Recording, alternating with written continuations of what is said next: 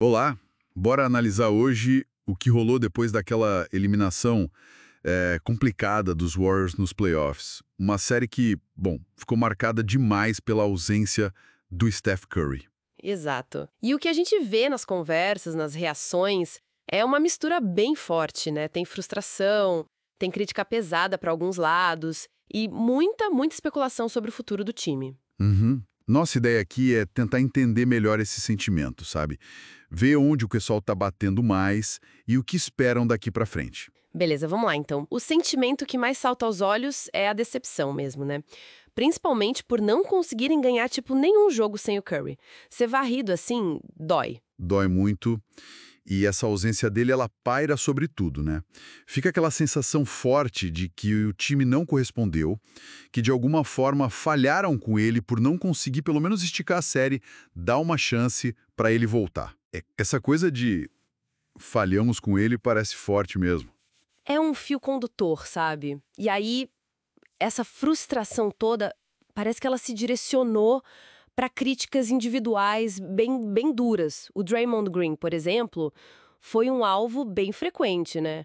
A paciência parece que diminuiu um pouco. Com certeza. Muito se falou do desempenho defensivo dele, né?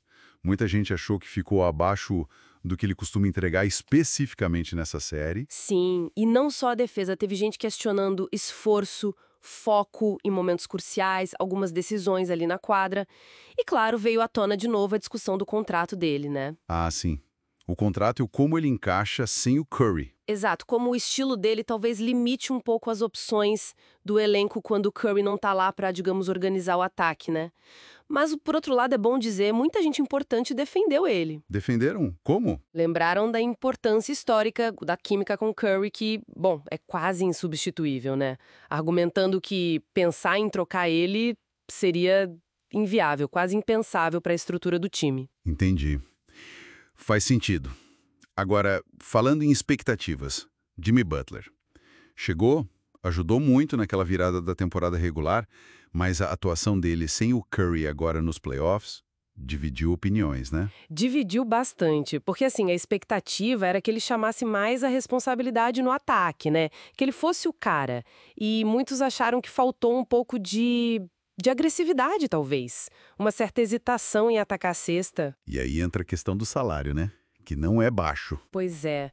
Aquele salário futuro dele na casa dos 50, 60 milhões, muita gente começou a comparar com a produção nesses jogos decisivos, mas ó, tem um ponto crucial aí. Qual? A lesão.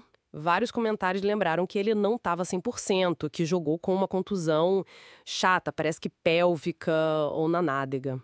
Ah, verdade, tinha isso. E isso, claro, pode explicar parte dessa performance, né? E não dá para pagar o que ele fez na temporada regular para ajudar o time a se recuperar. Foi fundamental ali. Sim, essa questão da lesão é um contraponto importante.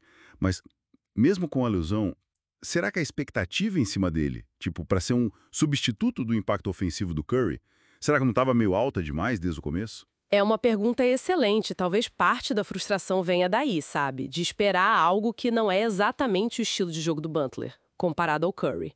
Mas bom, voltando aos outros jogadores, a molecada também entrou na roda, né? Kuminga, Podziemski, Moody. É verdade. Muita gente apontando a inconsistência deles. Exato. O Kuminga, por exemplo, teve lampejos ofensivos bons na série, sim, mas aí já tem gente vendo ele mais como uma peça de troca valiosa, sabe? Interessante. Mas como moeda de troca do que futuro certo ali. É o que alguns sugerem, que o valor dele pode ter subido para uma negociação. Já o Podziemski fez aquele jogo de 28 pontos, né? Sim, no último jogo. Mas a crítica foi que veio tarde demais, depois de outros jogos mais apagados. E teve aquele erro, né? Aquele passe pelo alto num momento tenso que deixou o Kerr bem irritado. Lembro desse lance. E o Moody? Moody também foi criticado. Irregularidade no arremesso, principalmente. Aí fica o debate. Eles conseguem dar o próximo passo? Ser confiáveis? Ou será que o melhor seria usá-los para buscar jogadores mais prontos? O que nos leva direto para o banco e para a diretoria, né? Porque Steve Kerr também não escapou das críticas. Essa gestão dos minutos dos jovens se conecta com isso. Exatamente. Questionaram muito as escalações do Kerr como ele mexeu na rotação, especialmente Kuminga e Moody. E fica aquela sensação de que o time tem uma dificuldade crônica para ganhar jogo sem o Curry, né? Sim, isso é um padrão já. E do lado da diretoria, o que mais se ouve é: precisa mudar o elenco. A galera pede mais arremessador confiável, um pivô mais clássico, de ofício, quase um consenso. Tá, mas como fazer isso? O dinheiro tá curto, né? Exatamente. Esse é o grande X da questão. O teto salarial tá apertadíssimo, com o trio Curry, Draymond, Butler levando quase 140 milhões. É um quebra-cabeça financeiro enorme para resolver. Complicado. Então, com esse cenário todo, qual é o sentimento geral para o futuro? É mais otimismo ou pessimismo que a gente percebe? Olha, tá bem dividido mesmo. Tem uma galera que acredita, acha que se o Curry e o Butler voltarem saudáveis e fizerem os ajustes pontuais... Tipo o quê? Trocas? Alguns até sonham alto, falam em trocas por estrelas, mesmo sabendo que é difícil pra caramba. Acham que dá pra voltar a competir forte. Mas tem outro lado, O lado pessimista. que acha que a janela fechou. Por causa da idade do núcleo principal, dos contratos altos e, claro, a Conferência Oeste tá brutal, né? Mas quase todo mundo reconhece uma coisa. A segunda metade da temporada regular foi boa, foi animadora, superou as expectativas iniciais. Entendi.